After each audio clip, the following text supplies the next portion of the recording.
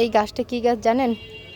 ইদানিং দেখবেন আপনারা ফেসবুকে ডায়াবেটিক্স পাতা বলে একটা গাছ ভাইরাল হয়েছে।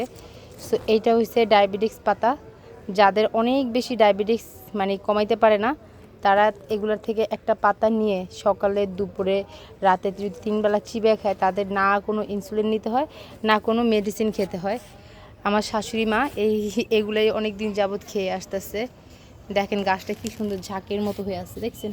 এই যে নিচেও দেখছেন, এই যে এগুলো বড় বড় পাতা। হ্যাঁ, যেহেতু রোদের তাপ অনেক বেশি, তাই এই পাতাগুলো হয়েছে একটু ছোট হয়ে গেছে। হ্যাঁ, এগুলো ট্যাং বের হয়েছে, তো ছোট ছোট ট্যাং, মানে নতুন নতুন কিছু আগা বের হয়েছে।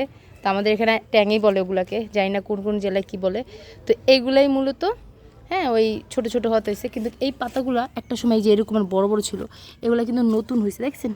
এই যে এই গাছগুলো নতুন, এগুলো চাইলে আম্মা আলাদা করে লাগাইতে পারবে। এখানে অনেকগুলো গোড়া হয়েছে, এগুলো সব নতুন নতুন।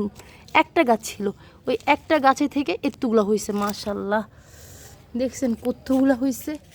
এখানে কিন্তু একটা গাছ ছিল, এই একটা গাছে থেকে মানে পুরো ভরে গেছে ছাদটা, দেখছেন?